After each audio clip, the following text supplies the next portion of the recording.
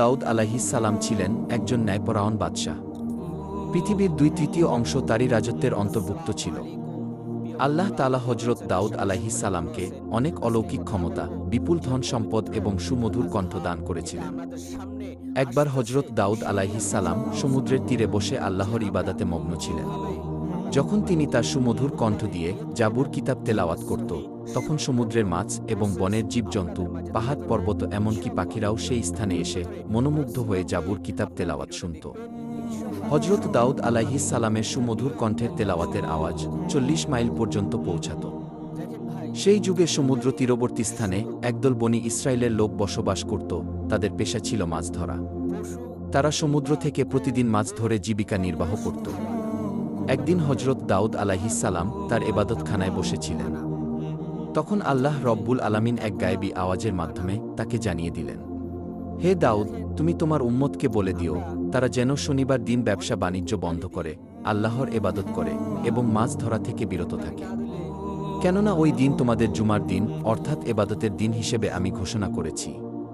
অতঃপর দাউদ আলাইহিস সালাম আল্লাহ রব্বুল আলামিনের কাছ থেকে এই আদেশ পেয়ে বনি ইসরায়েলদের ডেকে বলল, হে বনি ইসরায়েলবাসী, তোমরা শনিবার দিন আল্লাহর ইবাদত করবে এবং সমস্ত ব্যবসা বাণিজ্য ও মাছ শিকার থেকে বিরত থাকবে। মহান আল্লাহ রব্বুল আলামিনকে ভয় করো এবং আল্লাহর কথা মেনে চলো, তাহলে তোমাদের কল্যাণ হবে। এই কথা বলে হযরত দাউদ আলাইহিস সালাম সেখান থেকে চলে গেল।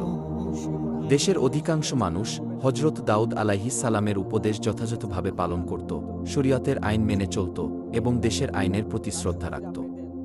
কিন্তু সমুদ্রের তীরবর্তী স্থানের একদল বনি ইসরায়েলের লোক, তারা প্রথম দিকে শরীয়তের আইন মেনে চলত, কিন্তু পরবর্তীকালে বিভিন্ন চালাকি পন্থা অবলম্বন করল।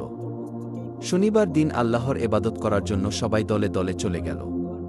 কিন্তু বনি ইসরায়েলের কিছু সংখ্যক লোক ইবাদতখানায় না গিয়ে লুকিয়ে লুকিয়ে সমুদ্রের তীরে গিয়ে হাজির হল। তারা দেখল শনিবার দিন সমুদ্রের তীরে প্রচুর পরিমাণে মাছ এসে আপনা আপনি ডাঙায় উঠে পড়েছে। এটা দেখে তাদের মনে মাছ ধরার লালসা জেগে উঠল। তারা বলতে লাগল, সপ্তাহের আর কোনো দিনই এমন মাছ দেখা যায় না, তাই শনিবার দিন আমাদের মাছ ধরা উচিত, তাহলে সপ্তাহের আর কোনো দিন মাছ ধরার দরকার হবে না। তখন অপর একজন বলল, কিন্তু কিভাবে? তারপর ওই ব্যক্তিটি বলল, সমুদ্রের এই তীরে আমরা বড় বড় কিছু কূপ তৈরি করব এবং সেগুলোতে জাল পেতে রাখব। পরের দিন এসে ওই মাছগুলো ধরে নিয়ে যাব। এই কথা বলার পর তারা বাড়ির দিকে রওনা করল। অতঃপর এই পরিকল্পনা অনুসারে তারা কাজ শুরু করল। আল্লাহর আইন অমান্য করে তারা এভাবেই মাছ ধরতে লাগল। তারা দেখল আল্লাহর পক্ষ থেকে কোনো বিপদ আসেনি, তাই তাদের সাহস আরও বেড়ে গেল। এরপর অনেক দিন এভাবেই মাছ ধরে তারা প্রচুর ধন সম্পদের মালিক হয়ে গেল। অপরদিকে এই বংশের অনেক লোক ছিল, তারা শরীয়তের আইন মেনে চলত, মহান আল্লাহ রব্বুল আলামিনকে ভয় করে চলত। তাই তারা সকলেই একদিন ওই লোকগুলির নিকটে হাজির হল এবং বলল, প্রিয় ভাইয়েরা, আপনারা শনিবারে মাছ ধরা বন্ধ করুন, কেননা আল্লাহ তাআলা এই দিনটিকে ইবাদতের জন্য নির্বাচন করেছেন। এই হুকুম অমান্য করলে আপনাদের বিপদ নেমে আসতে পারে। তখন ওই দলের একজন নেতা তাদেরকে ঠাট্টা বিদ্রূপ করে বলল, শরীয়তের সঙ্গে মাছ ধরার কি সম্পর্ক? এই ধরনের আদেশ কোনো নবীর জামানায় দেখা যায়নি। এই কথায় কোনো যুক্তি নেই, অতএব এই হুকুম আমরা মানতে পারব না। শনিবার দিন আমরা প্রকাশ্যে মাছ ধরব।